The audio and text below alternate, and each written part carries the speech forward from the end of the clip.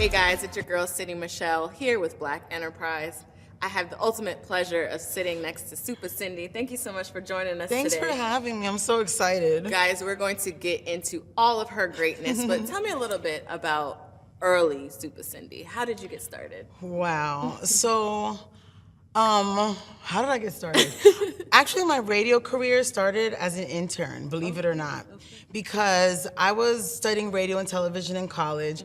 I actually really wanted to be a camera person for the news. Oh, wow. I can picture myself now running after murder scenes and things. Heck no. I love that. But no one hired me. Thank you, Jesus, God's plan. Right. Because I would have been There's out a there reason for everything. Hello. I didn't understand it then, but I understand it now. And so when I couldn't find a job after graduating, no TV station here would locally hire me. A friend of mine was working on the night show with another person, and I was calling him crying, and he was like, why don't we, because I was like a heavy, right out of college, I used to love to write. So he said, why don't we start a magazine? So we were gonna start a magazine, and he told me to go to the radio station. And when I got to the radio station to go meet up with him, he was like, oh, the guy who was gonna front the money got arrested. Oh, no. Okay, so I'm like, wait a minute, what does that mean? So no magazine, so I started crying. I was like, my life sucks. So he was like, why don't you start writing for the show and producing the show? So I started as an intern, worked as an intern for 2 years, didn't make a nickel, but at the same time, my job working through college was at Florida Power and Light. I was a customer service rep. That's what paid my bills, gave me medical insurance. And in the process of hanging out the station interning, I started hating my job more and more. Eventually, it caught up with me and I got fired. And then when I got fired, I was just like, yo, I need a job. So I asked the general manager of the radio station, and he said, okay, let's see what you got. Wow. And yeah, love that that's how my story. radio career, I was so afraid to go in his office because I used to work on the night show. So I never really saw the office people because I was always there night. So I stepped to him, I'm like, I know you don't know me from a can of paint. He goes, I know you're the intern on the night show. I was like, I need a job. And he said, yes. Shouts to Mr. Jerry Russian, the legend. So yeah. That is awesome. We'd love to see the intern to power women Girl. within the job. We love seeing that story. We love Yes. seeing that journey. Yes. Speaking of, you were with 99 Jams for 20 years now. Yes. Tell me about, in today's day and age, a lot of times we don't see longevities within companies. Tell me about being at one company and feeling supported. I'm sure there was ups and downs. Girl. But in a general sense, Yeah. you've been with them for 20 years, which is Actually, really amazing. November of this year makes 23 years I've Wow, been with them. 23 I started years. when I was 4, out of college. Okay, but no, 99 Jams is, like, it's really unheard of that you hear that someone worked at one radio station their whole radio career. Exactly. And I have been able, started as an intern, to master that. It has been rough because the thing is like, you feel like you should have your own show, be on a primetime slot, and sometimes it doesn't work like that. Things change, bosses change, it rotates, it keeps rotating in all the 23 years. I've had a lot of ups and downs in my radio career, but I think I just stayed persistent and consistent because I knew I had it within me.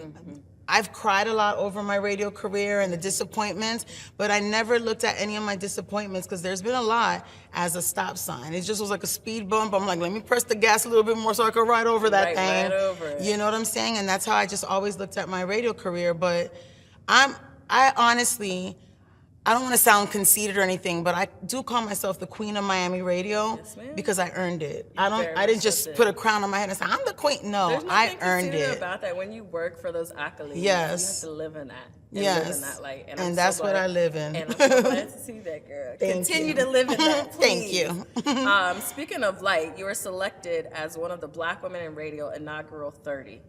Your success and your success in radio will be documented and archived in the Library of Congress. For a I fellow just Haitian, passed away and dreaming. for a fellow Haitian woman, Girl. myself, learning that about you was amazing. Talk to me about that. When you learned the news, what did it feel like? Was this like an aha moment, or was it like, all right, checked off the list, on to the next one? How did that feel? I think the downside of being at the same radio station for 23 years is sometimes you feel like you're taken for granted and you've been around these people for so long. Sometimes they don't, and they get used to you. Sometimes they don't give you the trophies and the accolades and the flowers that you deserved or earned. So my whole thing is, when I got the call and the email, I'm like, what is this, the Inaugural 30, what is that? And then that I was gonna be in the Library of Congress, and I was like, wait a minute, I'm literally gonna be in US history forever. Literally Like, marked in history. I- That's a big deal. That's a really big deal. I could not believe it. And the fact that they chose 30 black women from across the whole country to be the inaugural 30, because they'll, you know, bring some in later on. But the first 30 that they First picked 30. of, and I'm on the radar, like, how did I get on the radar? You know what I mean? Huge. It's those 23 years and that Girl. consistency. It's just the feelings, initial feelings. Was it you were taken aback? Were you I emotional? I was in shock. Okay. I cried. Oh. I was in disbelief. And I think, like, when I landed in DC the weekend of, and the thing is, like, you feel like the things that you go through in your career, you're going through it by yourself. And then when you meet all the other 30 black, beautiful queens from 80 something years old to 20 or whatever, you just see, like, you're not on an island alone. Right. Like, we all shared stories and had the same hardships Same journeys. and just to share our stories together. Oh my, it was amazing. Like, the blackness, the beautiful queens, the radio. love that. Girl, I was in heaven that weekend, and that was my first time in DC. So I was like, DC, I like you. Yeah, DC, especially getting that award. Yes, Amazing. girl. Congratulations. Incredible. That's Thank you huge. so much. When I read that, I was like, that's huge. I hope she's really Girl. taking in this moment because, again, to be part of the inaugural 30, the first. Girl. Girl. We said at the same time, Girl. Well, I'm honored. You should be, and you worked for it, as you spoke about. It's nothing conceited, it's nothing arrogant when you really work, especially over a span of 20 plus years. Yes. You deserve that. Thank you so much. I Congratulations. appreciate you. Thank you. Speaking of community, talk to me about being a member of the Grammy community. We spoke with Rico Love earlier, who just spoke about how his love in seeing black and brown faces inducted into this community now more than ever. Talk to me about being in that community, especially as someone who works in radio but also has a passion for music, which I understand. Yes. Talk to me about that. It was so funny. Shouts to Rico Love, because I ran into him at a music festival. I want to say it was Rolling Loud. Okay. And I was like, Rico, because I would see his IG and he would talk about the Grammy, and I knew he was an important person within the Grammy, the Black Grammy community and the music community, period. And I was like, Rico, I'm interested in becoming a Grammy member. And he was like, call me or whatever. And so when I discussed it with him, he told me how it goes, put me in the loop to the right people. They started emailing me what I had to qualify, what I had to do. And then shouts to my boy Salam Remy, producer extraordinaire. Oh my gosh, I love his mixes. Yes, I love that's my boy. Yeah. So he was like, I was like, Salam, I'd like to get in the Grammy community and I need someone to vote for me. He goes, I got you. And I was like, what? So I'm a Grammy member, and I just love seeing how they've welcomed, because a lot of the times when it comes to awards in whatever field, movies, always whatever, left out. we're always left out. So for us to have a voice, and we have meetings and we serve the community, and it's just so much going on that the average person might not know what's going on behind the scenes, but there's a lot going on. And that's another one of my honors, like, because I didn't have to become a member and be accepted, and they've accepted me. So As they it's just should. really amazing. I love that. I love seeing that sense of community in spaces that we were never welcomed in, and now we're slowly Yes. getting. So you guys are really, really doing the work. Yes, we have a voice. So I love that. Yeah. Tell me about having your own day here in Miami and the keys to the city. I know we just spoke and saw the woman who awarded that to you. Yeah. That's also pretty huge. Not everyone gets their own day and their own keys to the city. Tell me about that. What was that like for you? So shouts to Commissioner Daniela Jean, my Haitian sister. Yes, so Another Zoe. But she's a commissioner in the city of North Miami Beach. And I have, since the beginning of my radio career, I started my own nonprofit called Supa Friends, and I've always been in the community focusing on the children mainly, but as the years have gone by, I've raised the ages, focusing on parents, and because everyone just needs support and motivation. So through my nonprofit and doing all the community work, and honestly, my most favorite thing about my radio career is my relationship with my community. Because without my community, I would not be Supa Cindy. I would not be getting the accolades that I got. So I got on Commissioner Daniela Jean's radar because of all the things I do in the community. And she was like, so I'm there doing my radio show at 99 Jams, and then they're like, oh, Cindy, we have an interview today. And I was like, okay. And they said some rapper was coming. I can't remember who they said that was coming. So I was like, okay. And I'm getting my questions ready. I'm all ready to interview. And all of a sudden I see a whole crowd coming. And I'm like, in my mind, I'm like, why did this rapper guy bring all these people? Then I saw balloons. I'm like, rappers carry balloons? What's going on? Who is this guy? That. Next thing I know, they're like, Supa Cindy, you got a key to the city, whatever. I just sobbed. I love that. Because I just really, honestly, I lost my mom to cancer in 2019. And the same week that I lost my mom, I lost my grandmother. Those were like my two queens, my foundation. Absolutely. And losing them the same week, and then that happened like the following year, I just sobbed because I thought of them. Because I would go to my events and see them in the audience and have their support. And I just thought of them like, oh man, like when I get my key, they're not gonna be there. You know what I mean? They were there. Yeah, of course. They were there. So just to like have the city of North Miami Beach acknowledge me, give me the key to the city, it's been awesome. And every year to celebrate it, the first year I had a farm share food drive and fed over 1,000 families with farm share. And then that weekend I had a Supa Cindy Day concert with all the artists, and it was just amazing. So this year I'm kind of remixing it for this year. Okay. I'm doing the Supa Cindy Queens Don't Compete, because that's my movement. I love that. Queens Don't Compete Women's Reset. Okay. And it's like a women's retreat. I feel like there's so much going on. And as women, we're just expected to just be the strongest and be the foundation holding everything up. But like, our knees are gonna buckle at some point. We want a day off at some point. Can this house go like this? Can you go somewhere else and let me chill out? Yeah. So I'm having a women's reset with yoga, meditation, team exercises, building, how to decompress, how to, when things escalate to maybe that could form into an argument, how do we de-escalate that and not form it into an argument? Right. And just how to keep our queens strong. So that's what I'm having this year, a women's reset. I love that. So Black it's really Enterprise, cool. we might have to pull up to that now. Okay. Be there. Just to wrap, I want to talk about the business side of Supa Cindy. I know you're an entrepreneur. You have your own label distributed through Empire. Yes. Tell me about the business side, because I often see, I'm in media. I'm a lover of entertainment and music myself.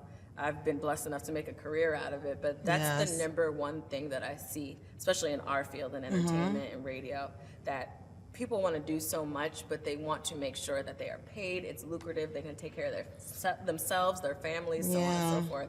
Tell me about how you were able to make your passion lucrative. And you already gave us the backstory. It didn't always start out like that. No. It didn't always start out like that, but tell me how you were able to make that transition to be where you are today and to be able to do all these have these foundations and do all these amazing things for the community. Tell me how you did that. I think I did that by making a lot of mistakes, trusting a lot of the wrong people, and just lesson after lesson, getting stronger and stronger after each lesson.